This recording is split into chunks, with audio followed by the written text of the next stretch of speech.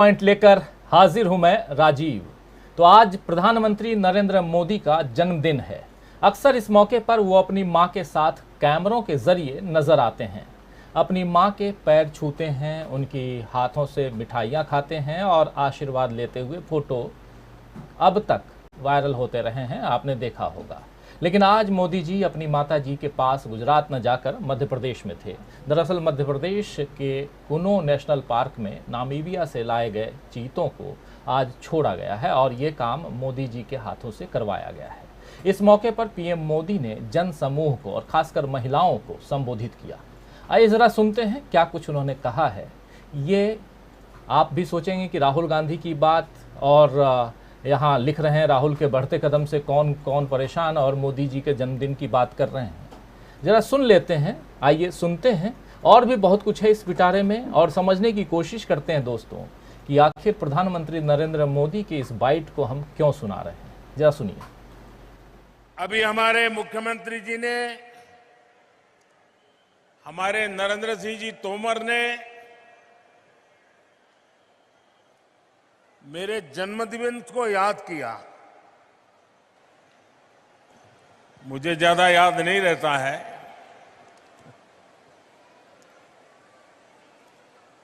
लेकिन अगर सुविधा रही,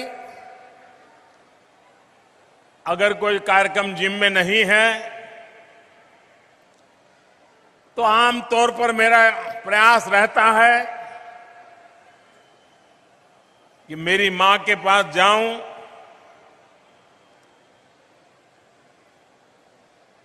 उनको चरण छू करके आशीर्वाद लूं। लेकिन आज मैं मां के पास तो नहीं जा सका, लेकिन मध्य प्रदेश के आदिवासी अंचल के, अन्य समाज के गांव-गांव में मेहनत करने वाली ये लाखों माताएं आज मुझे यहां आशीर्वाद दे रही हैं। ये दृश्य आज मेरी मां जब देखेगी, उसको जरूर संतोष होगा कि भले बेटा आज उसके पास तो नहीं गया, लेकिन लाखों माताओं ने मुझे आशीर्वाद दिया है। मेरी मां को आज ज्यादा प्रसन्नता होगी। मुझे आज इस बात की भी खुशी है कि भारत की धरती पर अब 75 साल बाद चीता फिर से लौट आया है। अब से कुछ देर पहले मुझे कुनो नेशनल पार्क में चीतों को छोड़ने का सौभाग्य मिला। मैं आप सबसे आग्रह करता हूं, करूं आग्रह? आप जवाब दे तो करूं, आग्रह करूं, आग्रह करूं सबको, ये मंच वालों को भी आग्रह करूं, सबका कहना है कि मैं आग्रह करूं। आज इस मैदान से हम पूरे विश्व को एक संदेश देना चाहते हैं। आज जब 8 चीते 75 साल करीब उसके बाद हमारी देश की धरती पर लौट आए हैं, दूर अफ्रीका से आए हैं, लंबी सफर करके आए हैं, हमारे बहुत बड़े मेहमान आए हैं। इन मेहमानों के सम्मान में मैं एक काम कहता हूं, करोगे? इन मेहमानों के सम्मान में हम सब अपनी जगह पर खड़े होकर दोनों हाथ ऊपर करके ताली बजा करके हमारे मेहमानों का स्वागत करें। जोर से ताली बजाएं। खैर, मोदी जी को जन्मदिन मुबारक हो, वो दीर्घायु हों। वैसे पिछले कुछ वर्षों से मोदी जी के जन्मदिन पर बेरोजगार युवा विरोध प्रदर्शन के तौर पर बेरोजगारी दिवस मनाते हैं। और चीता की बात भी हम करेंगे और राहुल गांधी की बात तो करेंगे ही करेंगे। भारत जोड़ो यात्रा की बात तो इस पूरे कार्यक्रम में हम करेंगे उस पर बात। लेकिन बेरोजगार युवा जो हैं वो बेरोजगार दिवस मनाते हैं और कैसे प्रधानमंत्री नरेंद्र मोदी के इस जन्मदिन पर, इस नहीं पिछले जन्मदिन पर भी और उससे पिछले जन्मदिन पर भी युवाओं ने हल्ला बोल किया था, उसका एक नमूना आज देखिए। आइए उसकी एक बानगी देख लेते हैं। डिग्री के हम क्या करेंगे? क्या करेंगे? बेरोजगारी बढ़ गई है। आज मोदी जी का जन्मदिन है। हम सब युवा साथी यहाँ मिलकर राष्ट्रीय बेरोजगार दिवस मना रहे हैं, क्योंकि मोदी जी ने हम सबको वादा किया था, युवाओं को रोजगार दे न सके जो वो सरकार निकम्मी है। युवाओं को रोजगार दे न सके जो वो सरकार निकम्मी है। युवाओं को रोजगार दे न सके जो वो सरकार निकम्मी है। नरेंद्र मोदी शर्म करो, शर्म करो, शर्म करो। शर्म नहीं तो डूब मरो, डूब मरो, डूब मरो। युवाओं की जो सरकार निकम्मी है, वो सरकार बदलनी है। युवाओं की जो बात सरकार ना सुने, वो सरकार बदलनी है। मोदी जी के राज में डोरा आ गया हाथ में। मोदी जी के राज में डोरा आ गया हाथ में। युवा क्या मांगते रोजगार, रोजगार, रोजगार। हम क्या मांगे रोजगार, रोजगार, रोजगार।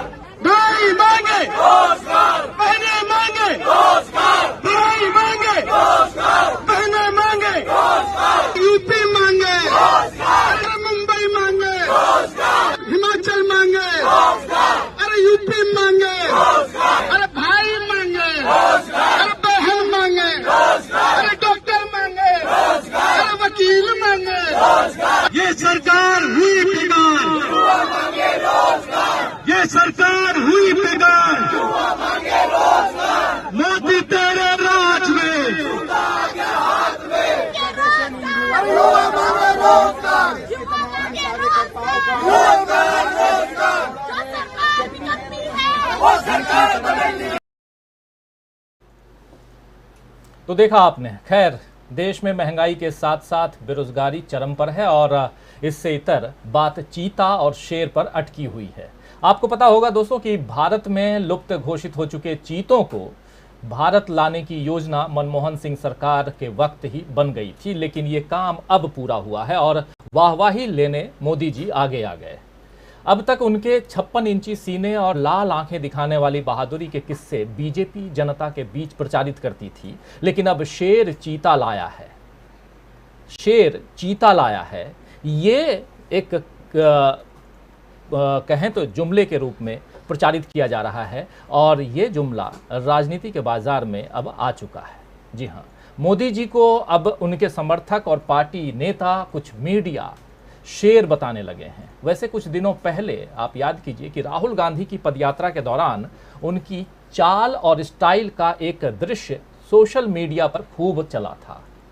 कई बार हमारे इस चैनल पर भी आप उस सीन को देखते रहे हैं और ये जो आप देख रहे हैं अभी, यही इस चाल और इस स्टाइल को मीडिया पर खूब, सोशल मीडिया पर ये खूब छाया रहा और इसमें राहुल गांधी के समर्थकों ने उन्हें शेर जैसी चाल वाला बताया था। खैर, राजनीति के जंगल में शेर और चीतों की बातें चुनाव तक होती ही रहेंगी। फिलहाल ये साफ नजर आ रहा है कि बीजेपी चाहे जितना राहुल गांधी को नाकाम और नाकाबिल बताने की कोशिश करे, लेकिन मोदी जी के मुकाबले जब भी किसी विपक्षी नेता की बात आती है तो सबसे पहले राहुल गांधी का नाम ही सामने आता है। अब नीतीश कुमार जैसे अनुभवी नेता भी राहुल गांधी की ताकत पहचानने लगे हैं। राहुल गांधी भारत जोड़ो यात्रा के जरिए कांग्रेस को मजबूत करने की कोशिश कर रहे हैं, उसमें लगे हुए हैं और नीतीश कुमार विपक्षी एकता को मजबूत करने में लगे हैं। बीजेपी को चुनौती देने के लिए नीतीश नए नए दांव भी खेल रहे हैं। खबर है कि नीतीश कुमार अगले आम चुनाव में उत्तर प्रदेश की फूलपुर सीट से चुनाव लड़ सकते हैं, जो पंडित नेहरू की संसदीय सीट हुआ करती थी। कुर्मी बहुल वोटों वाली ये सीट पूर्वांचल में आती है और नीतीश कुमार को यहां लेफ्ट और समाजवादी पार्टी का भी साथ मिलेगा, ऐसी उम्मीद की जा रही है। इस तरह बीजेपी के लिए वहां पर बड़ी चुनौती यहां पेश हो सकती है। तो एक तरफ नीतीश कुमार बीजेपी को घेरने में लगे हैं, दूसरी तरफ विपक्ष के ही कई नेता एकता की डोर बंधने नहीं दे रहे हैं। मायावती अलग बैठी हैं, ममता बनर्जी की अपनी महत्वाकांक्षाएं हैं, केसीआर किस पाले में जाएंगे कहना मुश्किल है, और अरविंद केजरीवाल तो खुद को पीएम मटेरियल मानते हैं, इसीलिए वो इस मोर्चे में नहीं आएंगे। वैसे भी वो बीजेपी से ज्यादा कांग्रेस का विरोध करते दिखते हैं। अभी एक कार्यक्रम में उनसे जब पूछा गया कि वे कांग्रेस को कमजोर कर रहे हैं, तो जवाब में उन्होंने तंज कसा कि क्या राहुल गांधी कांग्रेस को कमजोर करने के लिए काफी नहीं है। ये ऐसा जवाब है जिसमें सामने नजर आ रही चीज को भी अनदेखा करने की कोशिश की जा रही है। पूरा देश देख रहा है कि राहुल गांधी को कैसा समर्थन मिल रहा है, लेकिन केजरीवाल अब भी उन्हें कमजोर और पार्टी को कमजोर बनाने वाला साबित कर रहे हैं। इसका कारण साफ है कि केजरीवाल नहीं चाहते कि कांग्रेस बीजेपी को मात दे। तो सवाल यह है कि केजरीवाल चाहते क्या हैं? क्या कांग्रेस से मतभेद रखने वाले बाकी विपक्षी नेता भी क्या चाहते हैं? ये भी सवाल है।